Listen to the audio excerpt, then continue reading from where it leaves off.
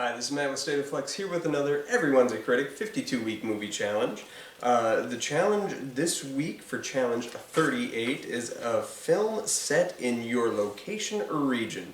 I thought about this long and hard, and I decided that it was time to cross Graffiti Bridge in the purple rain to visit the Eden Prairie Mall, take in a show at the Prairie Home Companion, and you know what?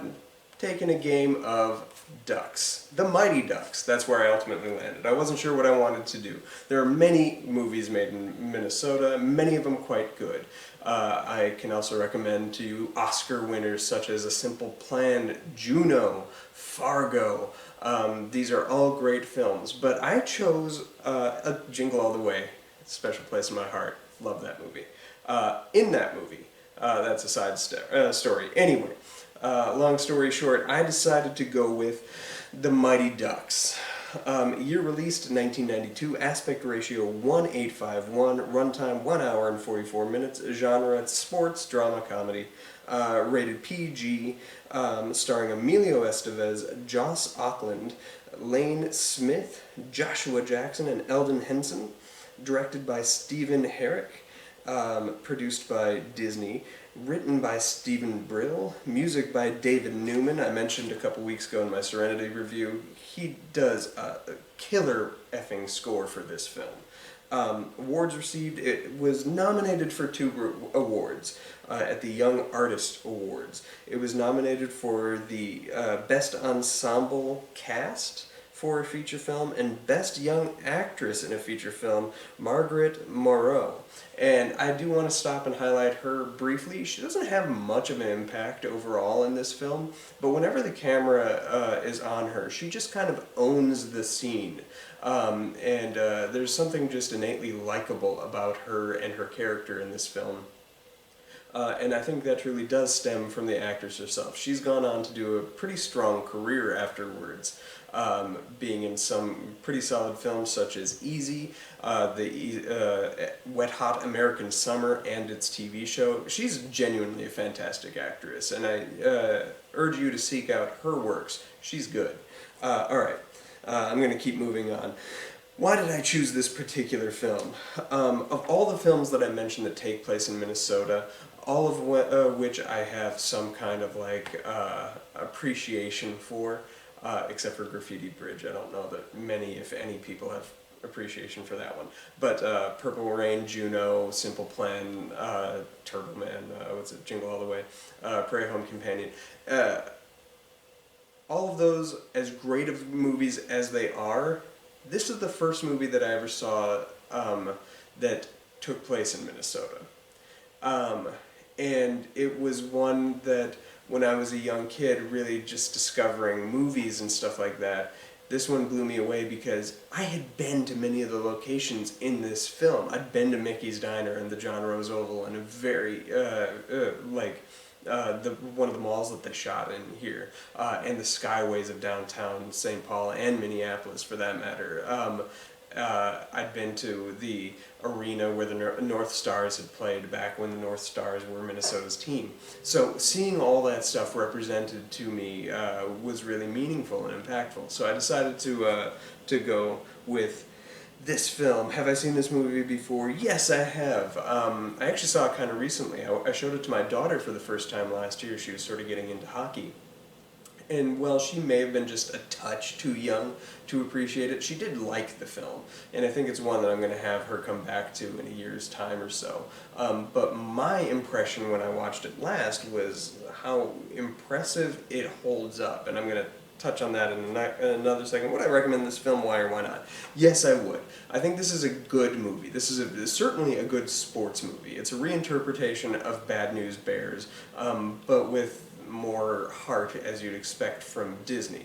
But also, being from Disney, it softens Bad News Bears, and one would potentially argue neuters it. But I think this film is good. It's much better when it's playing to adults than when it is playing to kids. I think the most cringeworthy scene in all of the film happens in about the 10-minute mark, where you are introduced to the ducks for the first time, just a handful of them playing pranks on people around them, and they do weird camera tricks that you'd expect from a kid's movie, where all of a sudden the camera's running fast and they're like ramping up the music, and you're seeing people run really, really fast, and that scene is completely pointless. You could lift that scene out, the movie's unchanged. I don't know why that scene is there, other than for a kids' film, essentially, family film. The first 10 minutes are really heavy. You're given the backstory of Gordon Bombay over the credits, which is pretty dark and somber, and then you are seeing grown-up Gordon Bombay kind of jerking it up in the city and being a jerk, and then getting all intoxicated, and then getting penalized with having to coach junior hockey. And that is all done in the first 10-15 minutes. You haven't seen the ducks yet. So they wanted a moment of levity. It just may have worked back in the day. I never liked that scene, but certainly now is dated and the worst aspect of the film. However, moving past that scene, the rest of the movie is shockingly good.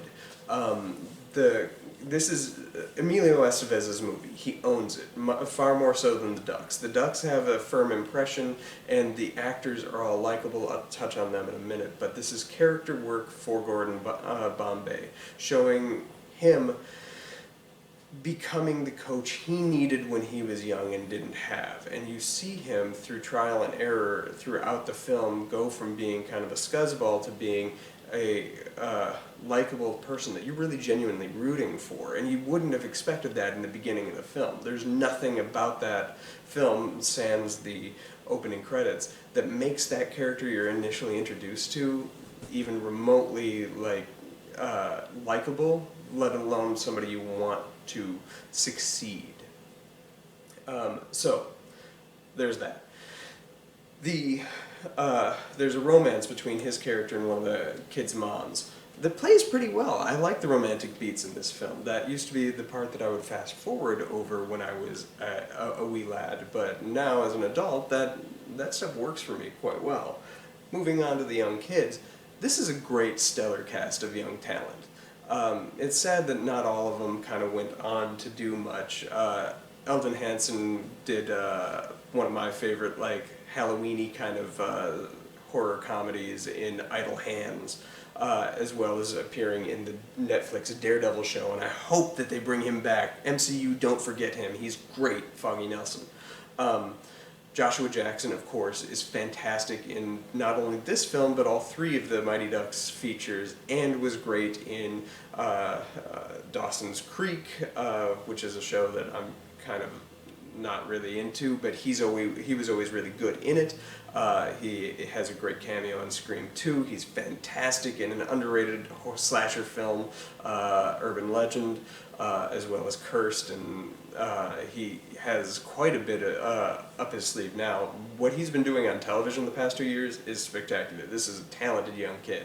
I mentioned before Marguerite Moreau. She's a fantastic actress. She's great in every scene she's in, even though she doesn't impact much. She lingers with you. She's a likable presence in this film.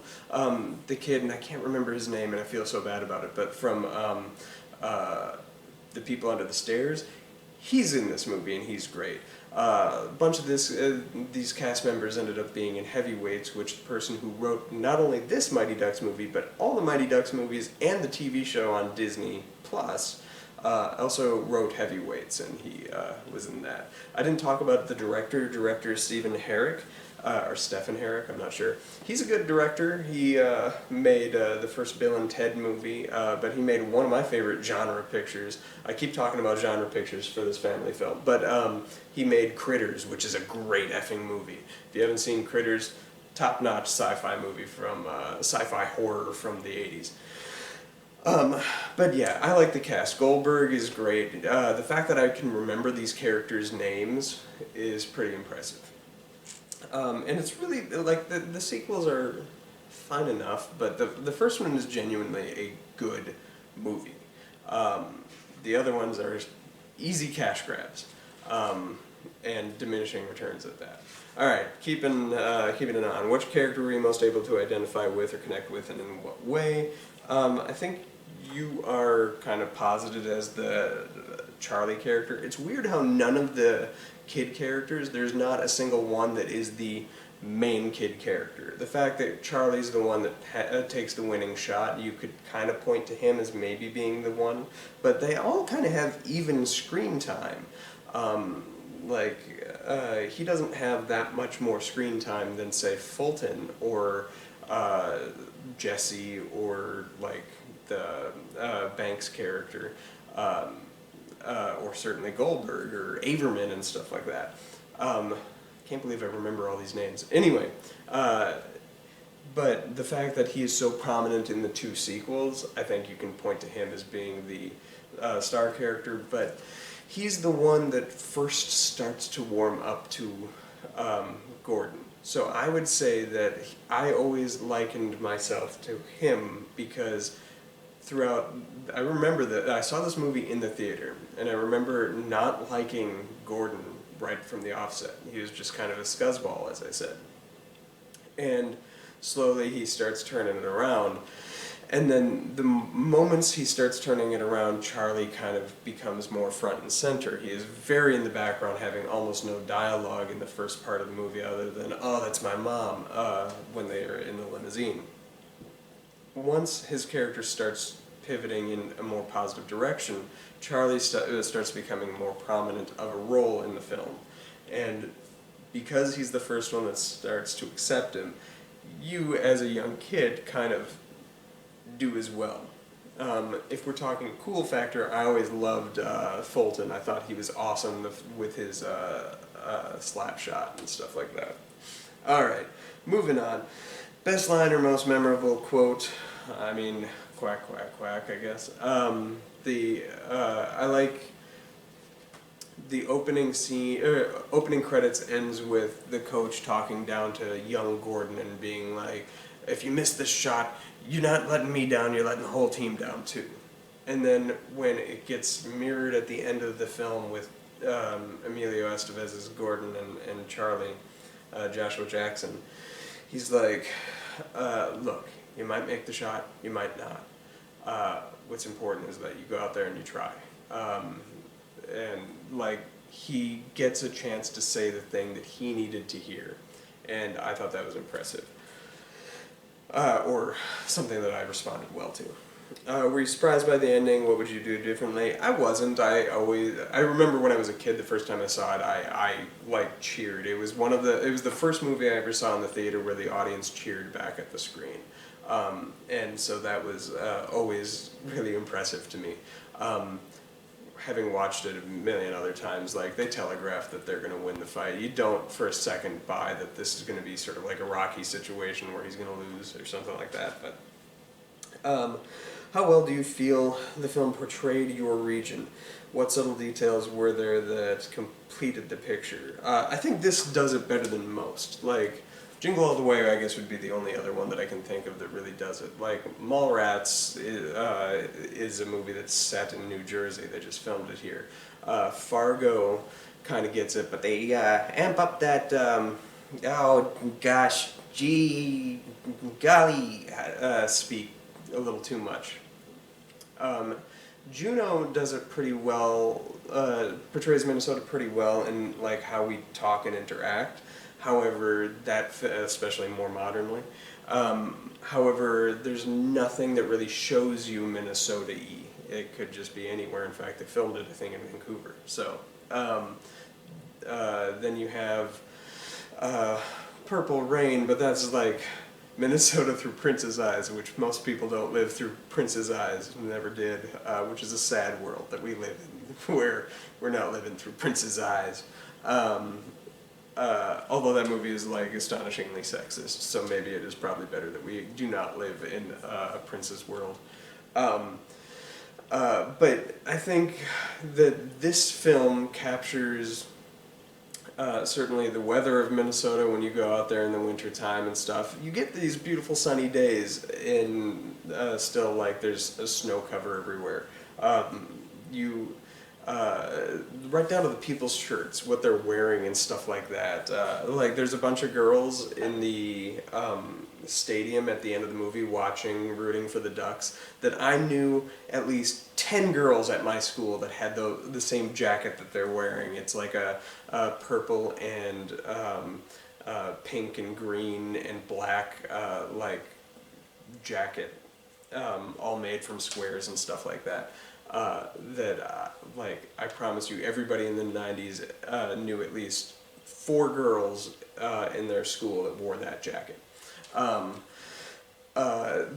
Seeing the North Stars, walking around the city, seeing the ice sculpture in the Ice Palace and stuff like that, and stuff. These are locations that you can go to even now. Mickey's Diner and stuff like that. That's really fun, and seeing that that a lot of that hold up. Sure, we don't have the North Stars anymore, but we have the Wild, and the stadium that you can go to is not that dissimilar. You can go to a lot of the locations that were shot for this, and that it just always feels like Minnesota, and not even nostalgic 90s Minnesota, it just straight up feels like Minnesota. And that's something that I appreciate. Whereas I would say that Jingle All the Way feels a little more like nostalgic Minnesota. This one a little less so. But anyway, moving on. Anything else I would like to add? If you haven't seen this in a while, give it another shot. It's not a bad movie. As far as sports movies go, this has always been one of my favorites. It's really pretty good. I like the Minnesota angle to it. The cast is all good. If you can just like fast forward over the introduction of the 3 ducks that are pulling a prank on a guy and then he falls into mud, it's a much better movie than you probably even remember it being. So give it another shot. Alright, up next is a movie about an actual composer, musician, band, or group. I think I know what I'm going to do. Oh, this is going to be good. Okay, thanks for watching, like, subscribe. Let me know what you thought of the Mighty Ducks. Do you have a particularly favorite Mighty Ducks sequel? I don't. But yeah, let me know in the comments down below. Thanks for watching. Peace.